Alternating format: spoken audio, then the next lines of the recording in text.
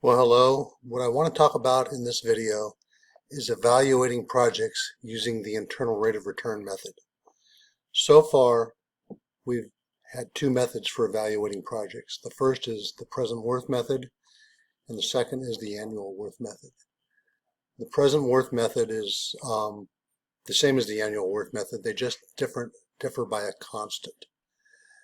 The internal rate of return method is a new method. It's related to the present worth method, but it's not the same.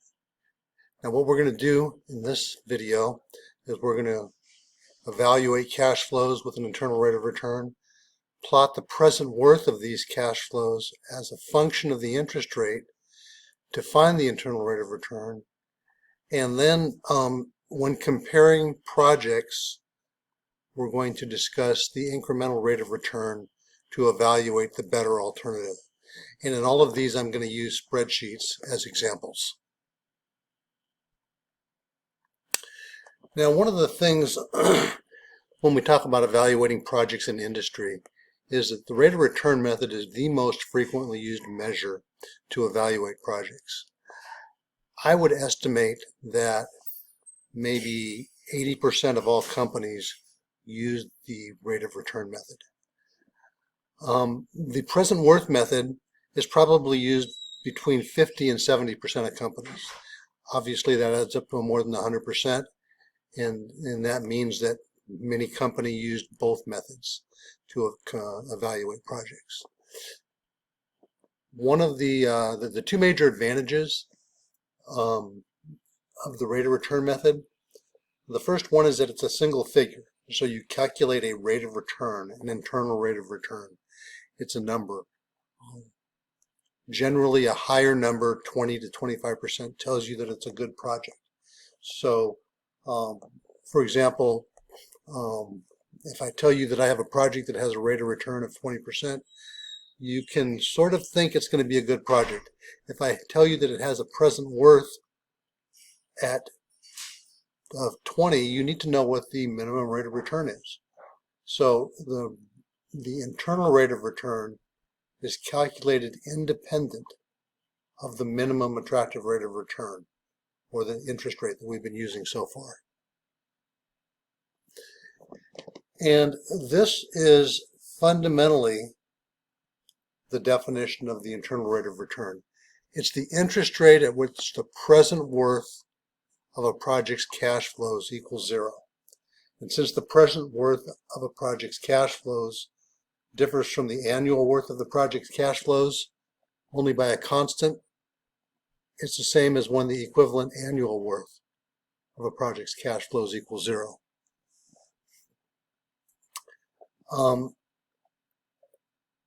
And that's fundamentally, if you look at a classical internal engineering economics textbook, financial engineering, the summation of all the cash flows equals zero. I'm sorry, the summation of the present worth of all the cash flows equals zero at an interest rate equivalent to the internal rate of return. So these are just various ways of describing this first bullet point. So let's look at this loan that we had. We've talked about where we pay a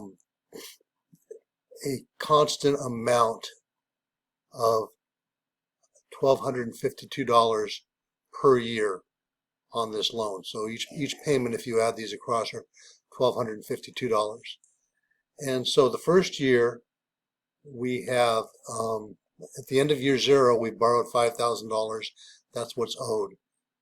After 1 year, we pay $400 interest at 8%, and we pay $852 principal.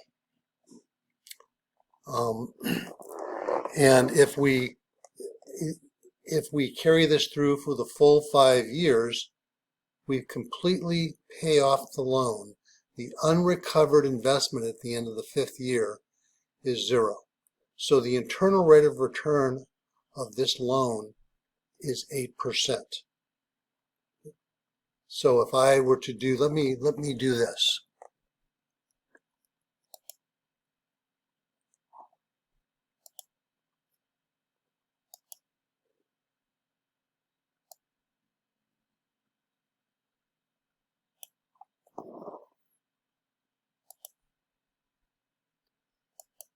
So here is our series of cash flows right here.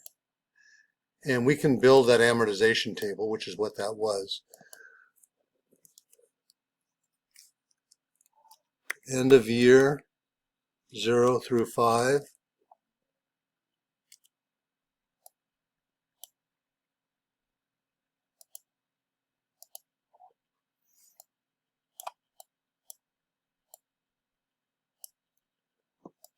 And our cash flow.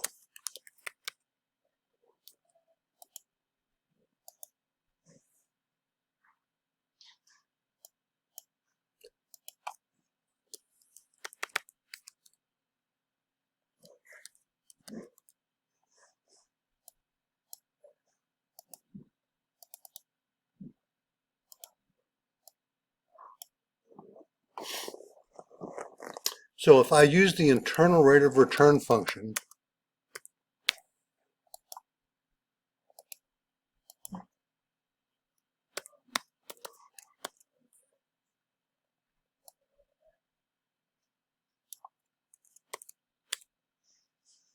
the internal rate of return of this series of cash flows is 8%. Now let me take it to a different way of looking at this. So let's pop in an arbitrary interest rate, and we'll say 5% to begin with.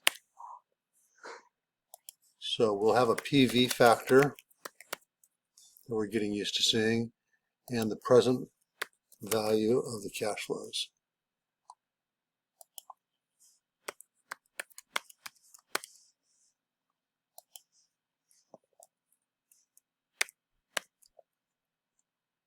So our PV factor is 1 over 1 plus I to the n.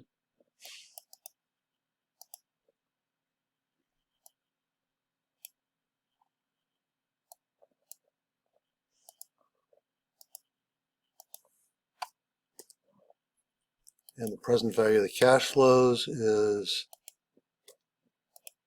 that. Let's make it 1 decimal point for simplicity. And at 5%, the present value of the cash flows is 420. At 7%, it's 133. At 10%, it's negative 254. There's only one, and this is going to be slightly off by a decimal because it's rounded, interest rate where it's exactly 0. Now we can also find, so the internal rate of return is 8%. I used the internal rate of return function. I can also use the goal seek function. And I think this will show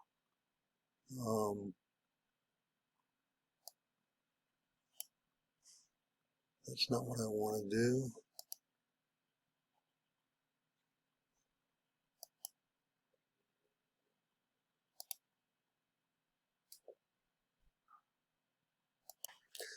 So if we go into data mode,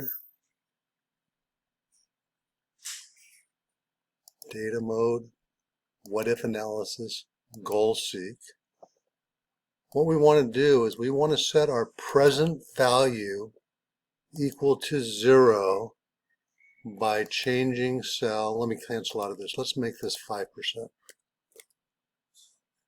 Because that's, we want to set our present value to 0 by changing cell C2. And we do that at 8%. And this finds the exact value here. And we can find the decimal value of that, 7.99. This should be exactly 7.99 as well. So 2 different ways of getting to the internal rate of return function. In industry, typically, it's done using this method.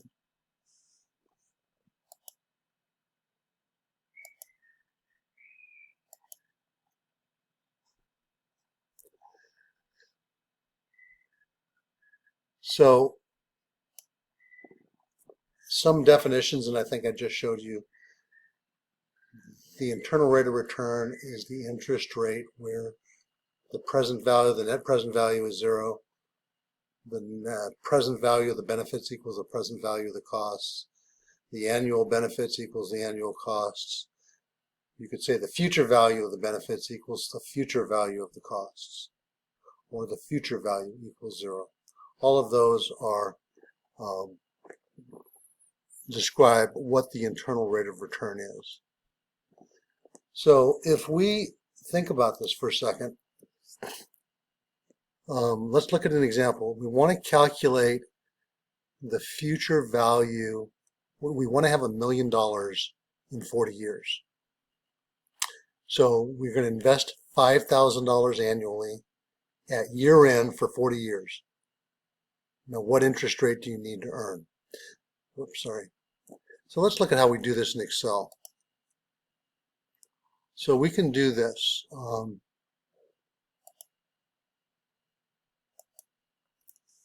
We can do it the brute force method, and I want to just show it that way to begin with. So end of year and cash flow. Invest.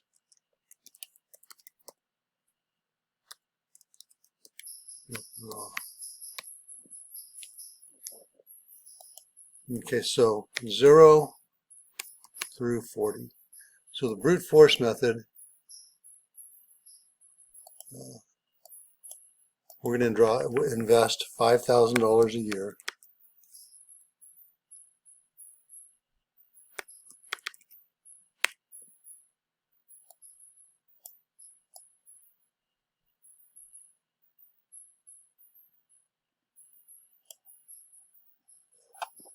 And at the end of the 40th period, we're going to withdraw $1 million.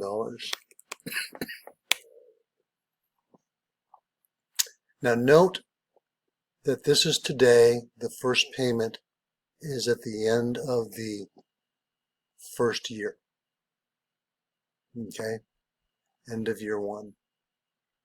And also note that we're going to be making a payment of $5,000 at the same time we're calculating the future value. The reason I'm describing that is because it's not intuitive, but this is the way the formulas were developed. So our cash flow is going to equal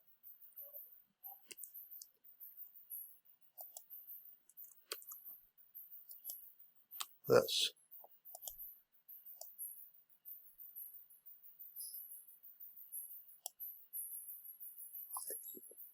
And the interest we have to earn on this is going to be the internal rate of return. So I can go equals IRR of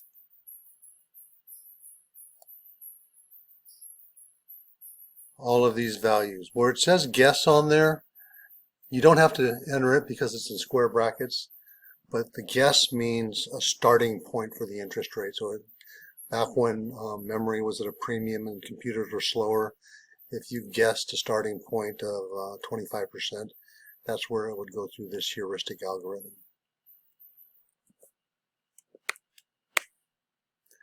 So we have an interest rate of 7%.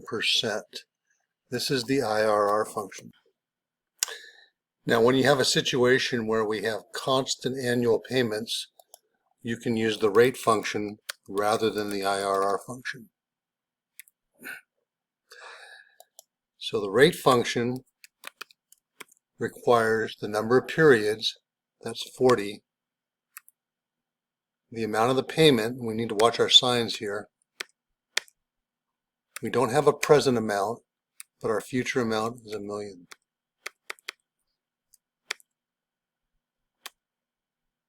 And if we expand it, 7%. So this is the rate function. And the rate function, I don't use it that much in industry. Typically our cash flows are not going to be constant.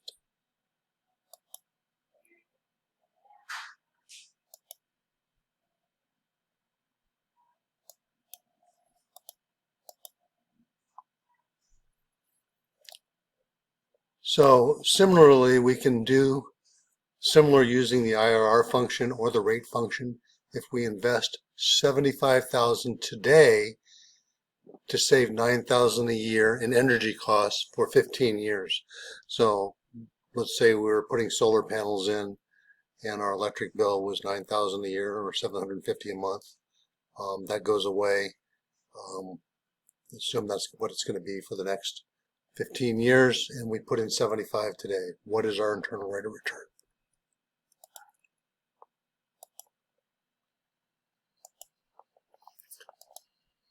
So our end of the year and our cash flow. And by the way, when we start doing sophisticated cash flows, we're going to have lots of components making up our cash flow. But for right now,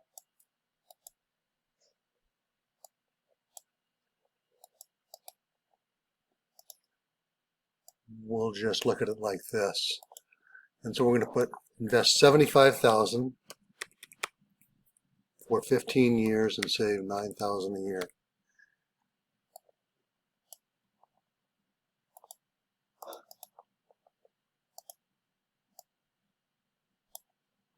And the IRR is going to be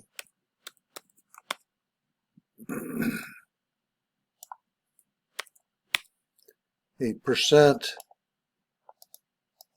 8.44%, or using the rate function, we could do it for 15 years. The payment is going to be $9,000. The present value is negative 75. 8.44%.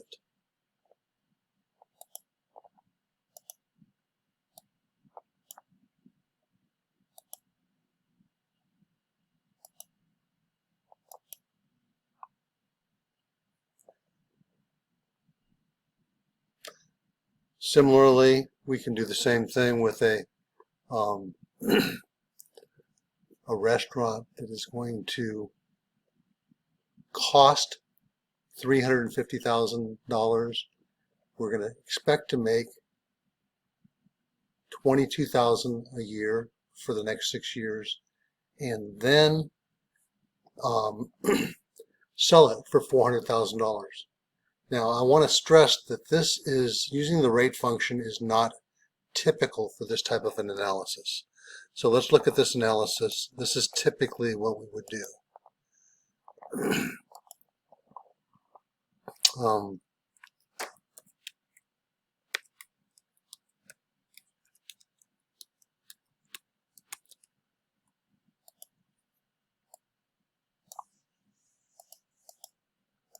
So we have an investment. We've got an annual cash flow, salvage value, if you will. So let's look at this again. The investment is $350,000. We're going to make $22,000 a year. Salvage value is $400,000.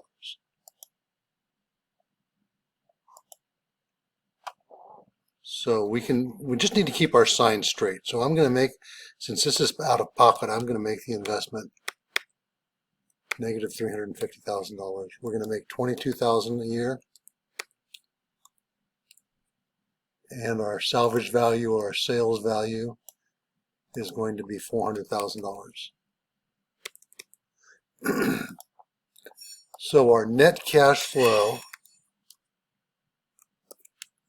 is going to equal the sum of this across here.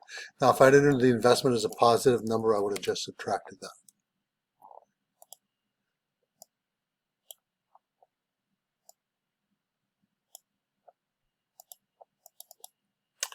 And the internal rate of return is going to equal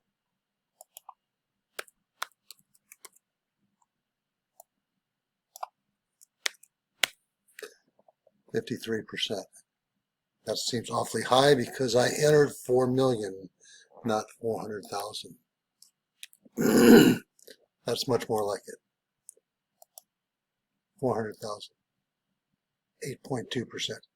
This way method right here is the way projects are analyzed in industry. Now, the way that was shown in that slide, we use the rate function.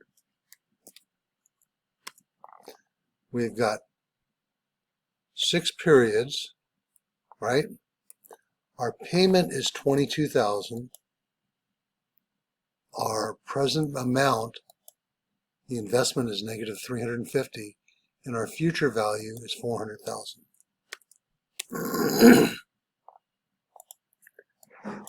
This is the rate function.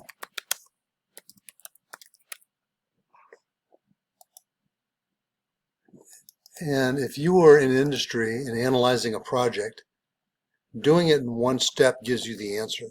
However, this is what you want to see in terms of a decision-making process. You want to see the details, the components of what you're doing. So this is the way it's typically done in industry. It's not typically done with the one step.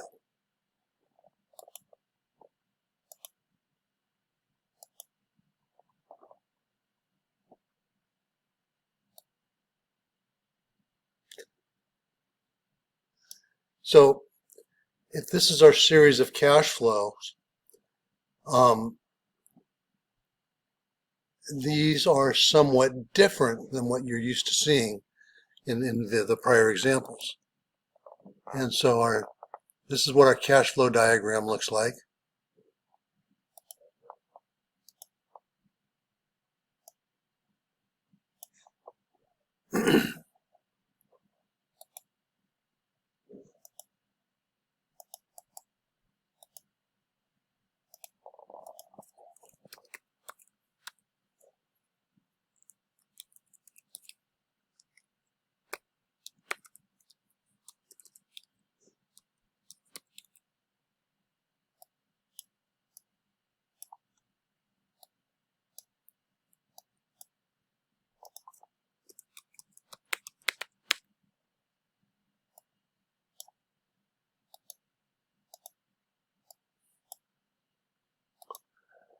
And note that we can only use the IRR function here. We can't use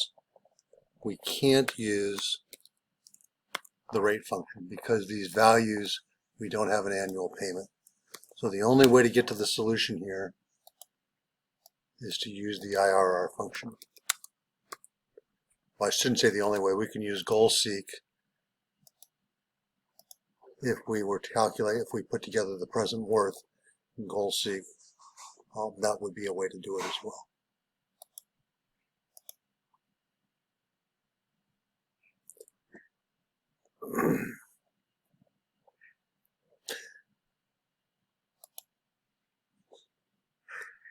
So this is exactly what I just did in the Excel spreadsheet. Another rate of return calculation. Note that in this case, the signs are different. We have a positive year zero cash flow and negative cash flows in years 1 through 5. And the IRR function still works the same. Okay, so if this was our series of cash flows,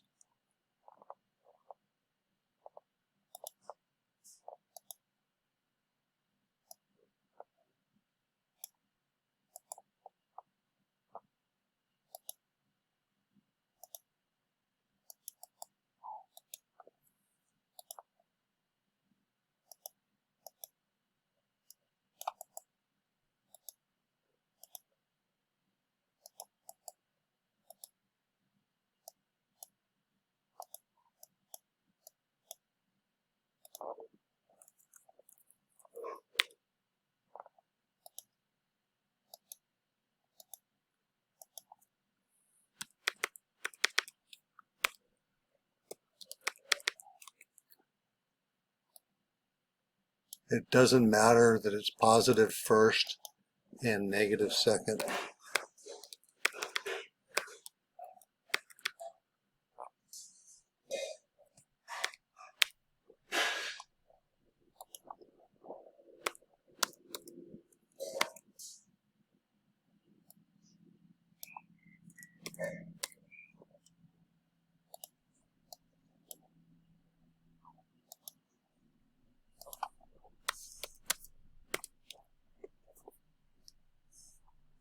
Now let's go back and look at this next problem here. Suppose you are looking at a student loan and you're going to borrow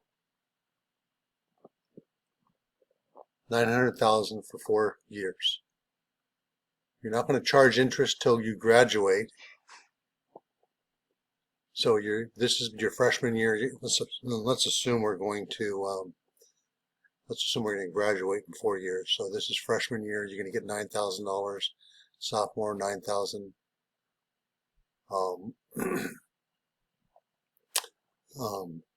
Junior, $9,000. Senior year, $9,000. You're going to graduate at the end of year 4. And then 1 year later, you're going to make the first of 5 equivalent payments at 5%. What's the rate of return on this entire loan? So let's look at it this way. Let's do this.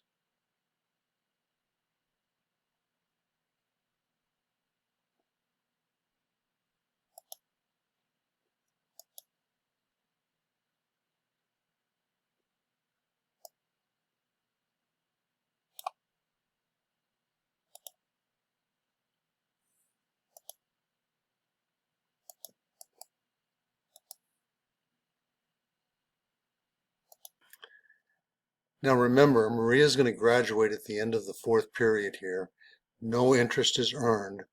So her amount that she owes is going to be $36,000. So amount owed is $36,000.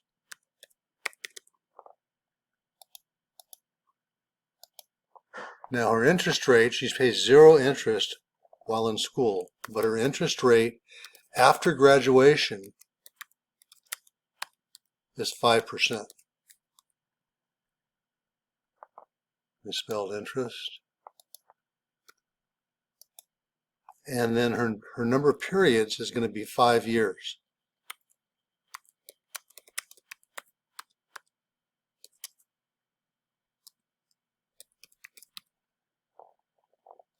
So her annual payment, this A, is going to be found using the payment function. Let's not do that. Her annual payment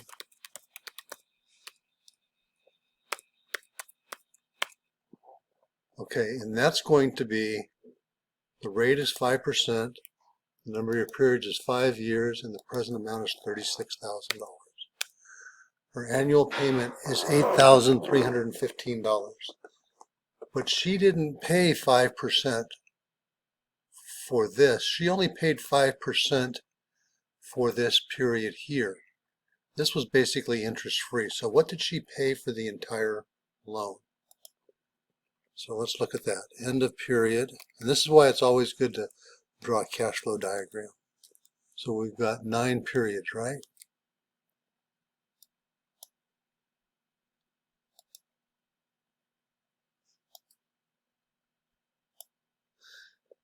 And her cash flows are, she's going to get $9,000 for the first 4 periods.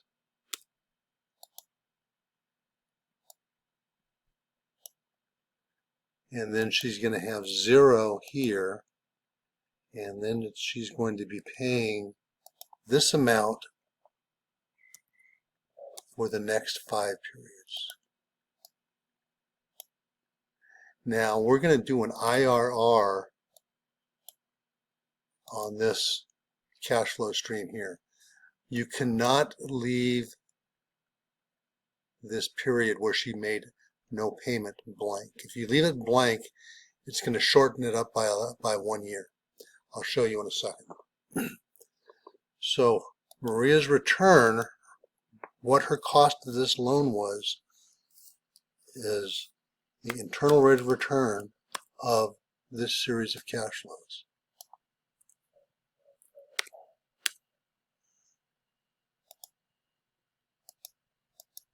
So 2.66%. Now suppose I deleted this. I left it blank. I get 3.26%. What it does is it shifts it effectively shifts these 5 periods here forward 1 year. So if you have a period with a cash flow of 0, you need to enter the 0 in there or you'll get the wrong number.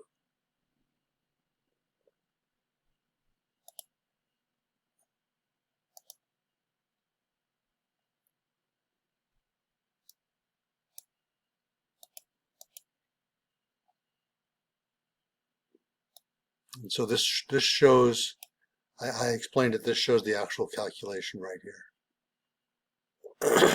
So if you went through and if we went to the very beginning, this is the amount, and remember we're computing for the entire period, 2.66%. So even though you didn't pay any interest on the loan for the first 4 years, you implicitly paid 2.66% per our calculations. And this is how it works. So at the end of the first year, we owed, at the end of the period 0, we owe $9,000.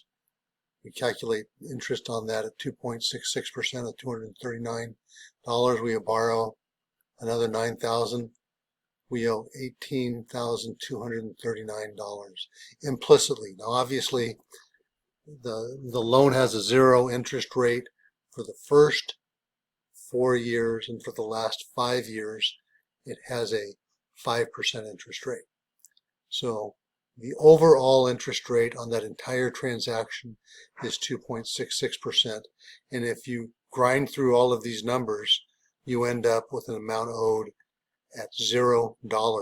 And that's only going to work at 2.66%. And that's fundamentally the definition of the internal rate of return. Now, if we plotted a positive present value versus negative annual payments, the internal rate of return crosses the x-axis, or where the line crosses the x-axis is where the internal rate of return is. That's where the net, so if we plot the net present value as a function of internal rate of return, it crosses the x-axis where the internal rate of return is. This is more typical. When we're investing money, we're spending money up front, we're getting money back as the investment. This is a typical plot of the present worth versus the interest rate. Crosses the x value, the x-axis, the internal rate of return. Now let's look at another example where we can use internal rate of return. So we have 2 options to buy a property. The first option is we purchase the property for $300,000. We put 20% down, which would be $60,000. And then the balance is going to be due in 5 annual payments at 12%. So this is option 1. The annual payments are $300,000 times 80%, or $240,000, and we annualize that over 5 periods at 12%. This would be using the payment function. $66,576. Or, and we'd also have to, so that's what we would pay annually plus the $60,000 down. Or we can pay cash with a 10% discount. So let's look at what we're really doing here. So the cash with a 10% discount would be, instead of paying $300,000, we'd get a 10% discount, $30,000, we pay $270,000.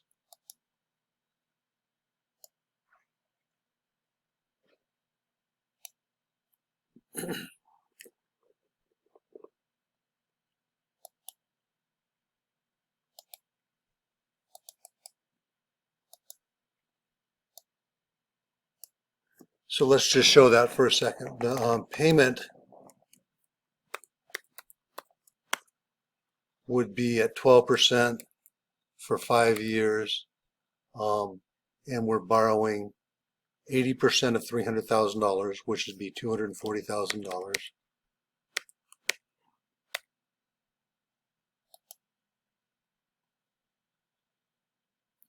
12%. That looks a little bit better. Okay, so this is our payment.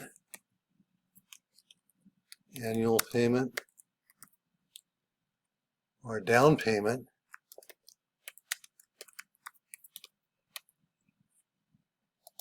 is going to be $60,000.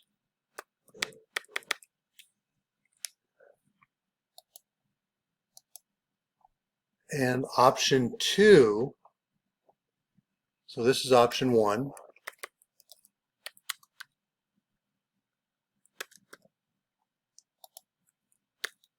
Option 2 is to, instead of doing this, we're going to basically pay $270,000.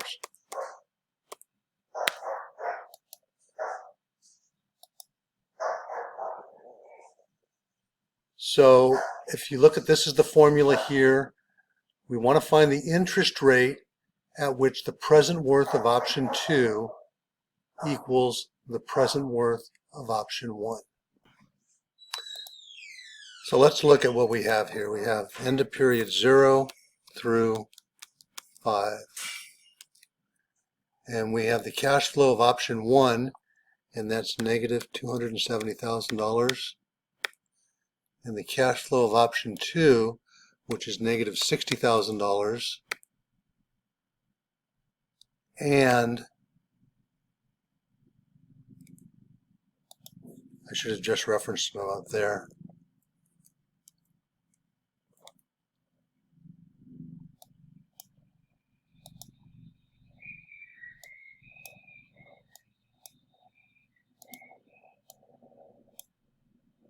And what's the difference?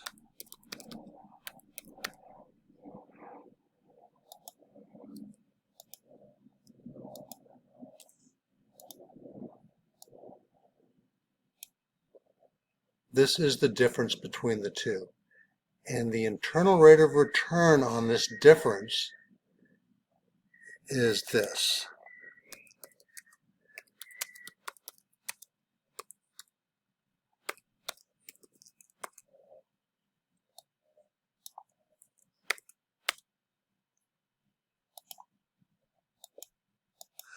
It's 17.6%.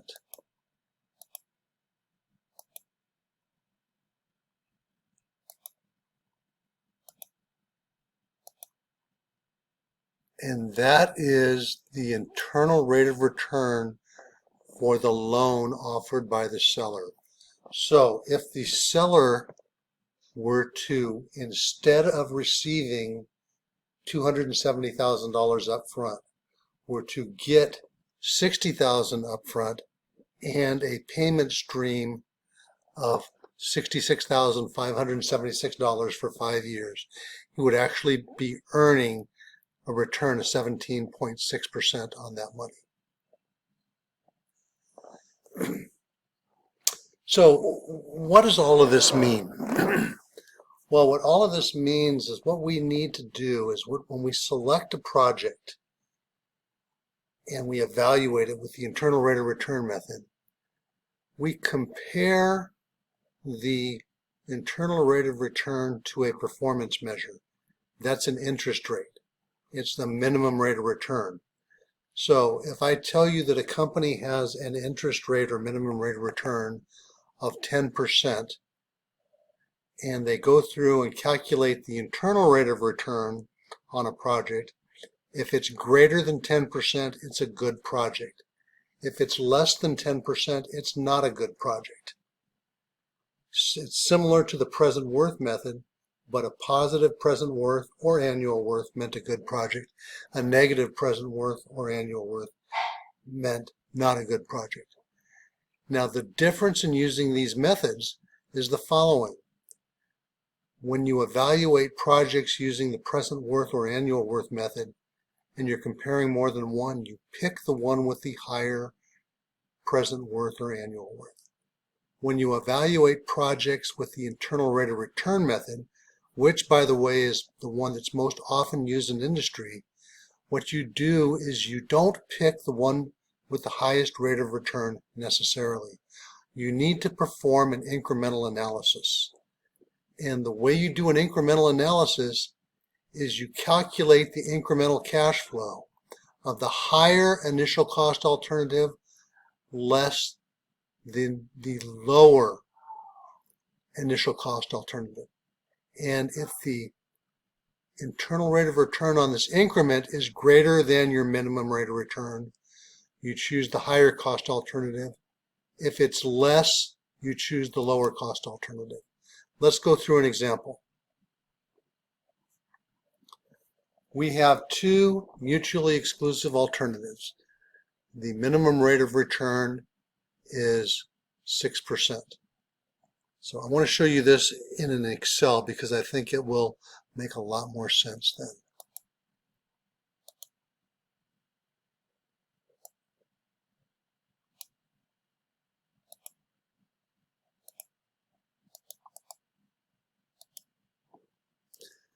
So, two alternatives, alternative 1, alternative 2.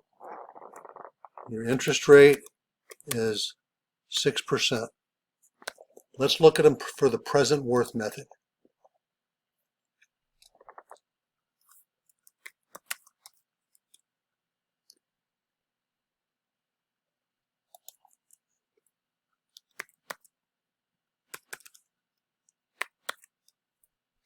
So very simple, two cash flows.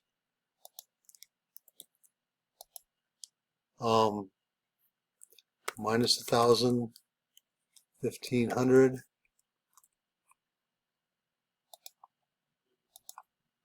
Minus 1,000. The present worth of the cash flow.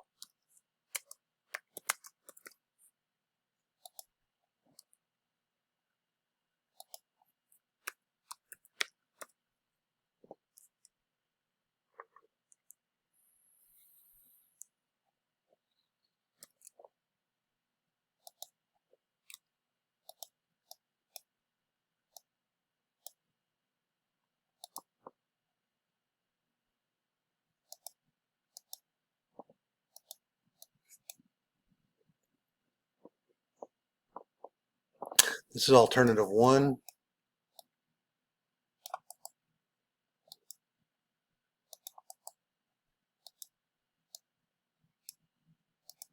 Alternative 2.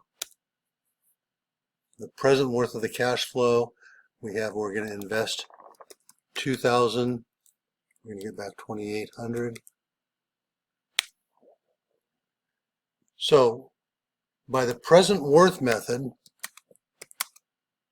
we would choose alternative 2. Has a higher present worth. Now let's look at the internal rate of return.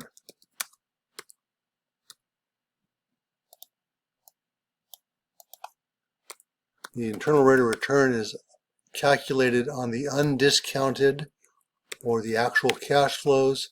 We have a 50% rate of return on alternative 1 and a 40% rate of return on alternative 2. We would choose to not do alternative 2 using the internal rate of return method if we just compared the magnitude of the rate of return. But that's not the right choice. We have 3 different methods for comparing alternatives. We have to come up with the same answer on each alternative. Doing it one way versus another doesn't allow us to choose one project rather than another. So when you're comparing, the right answer is alternative 2. So how do we get to the right answer? We do the increment of 2 minus 1. Why do we do 2 minus 1 and not 1 minus 2? Because we know we're going to do the least expensive, the least costly one.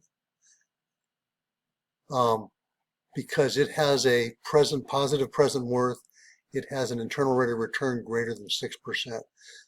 We want to find out if it's worth spending that additional increment. So let's look at what we have here.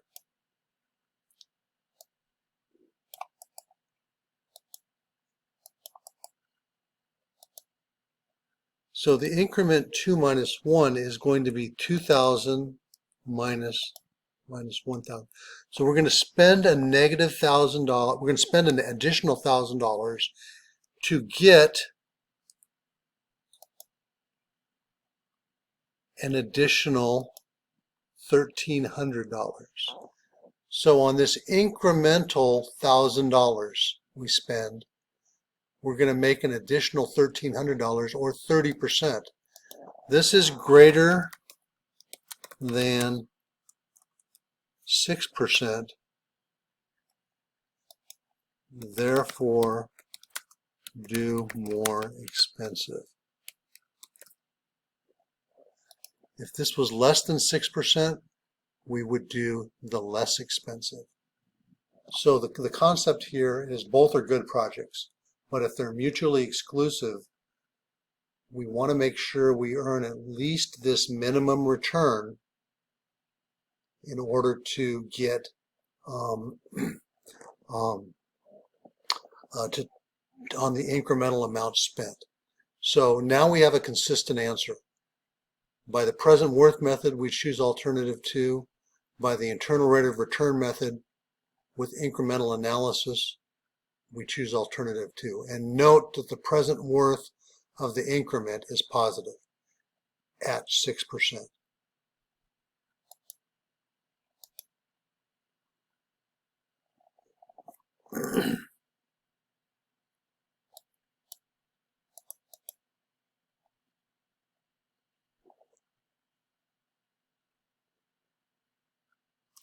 So let's look at this example here. And this is going to be the last example for this video.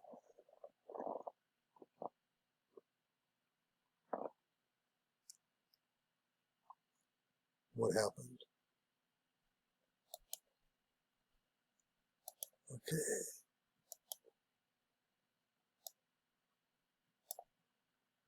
We have two choices here.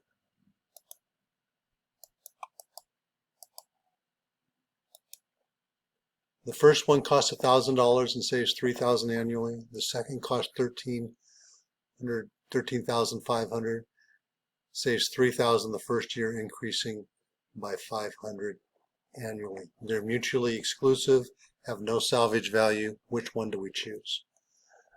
Okay, so let's look at divide, and this is an example from a prior video.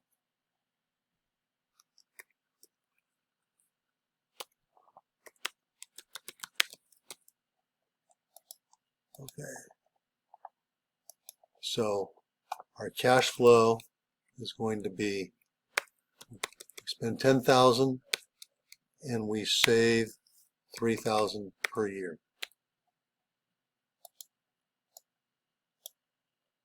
And the internal rate of return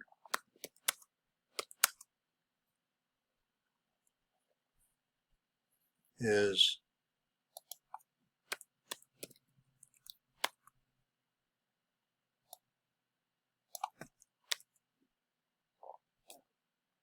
15%, 15.2. Now let's look at device B.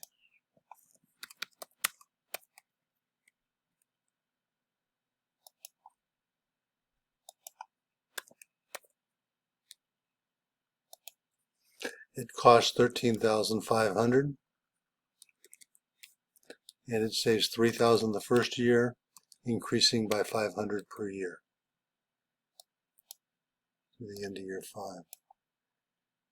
And its internal rate of return is 13.4%. Which is the better option? Well, there's a couple. First thing we need to do is we need to say, okay, we need to compare B minus A.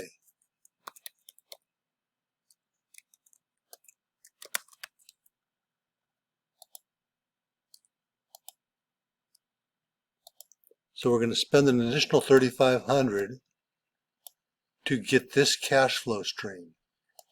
And it has an incremental return of 9.4%. So how do we interpret this? Well, if our minimum rate of return, let's say our minimum rate of return was 20%. We would do neither project because neither one of them passed that hurdle rate. If the minimum rate of return was 10%, we would choose to do device A because the return on the increment B minus A was less than 10%. If the minimum rate of return was less than 9.4%, so 7, 8, 9%, we would choose to do device B because its fundamental return is greater than that, and the return on the incremental amount spent was greater than that as well.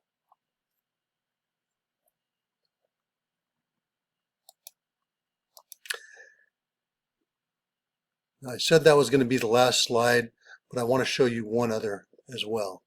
If we have two projects, Project 1 and Project 2, that have different lives, we have to compare them over equivalent lives if there is repeatability. So what we would do is we would say we're going to look at machine X, and it has a series of cash flows for 6 years. Then we look at repeating it. And then we would look at machine Y, and it has a series of cash flows for 12 years. And then we would compute the increment on machine Y minus machine X. Now this gets really messy in terms of we've got a lot of things going on here in year 6. So this is the basic cash flow, the 95 and the 120. This is the salvage value of machine X. This is a new machine X purchase. So this all gets consolidated into a cash flow of 175 incrementally for choosing machine Y over machine X.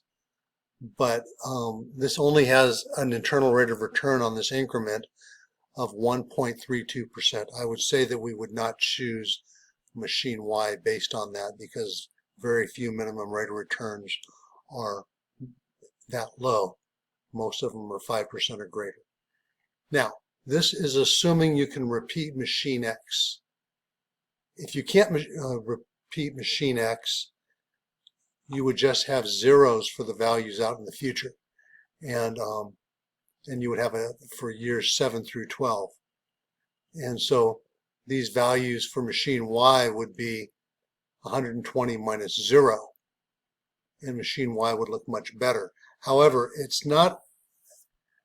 they probably aren't comparable projects if you're comparing something with a 6-year life without repeatability to something with a 12-year life. So this is the initial video for internal rate of return method. I want you to recognize that this is what's used in industry the most. It can get very complicated very quickly, and it also, because the formulas are so easy to use with the functions in Excel, can be misused very easily. So I'm going to go through some of the, in the next video, some of the pitfalls of using the internal rate of return method.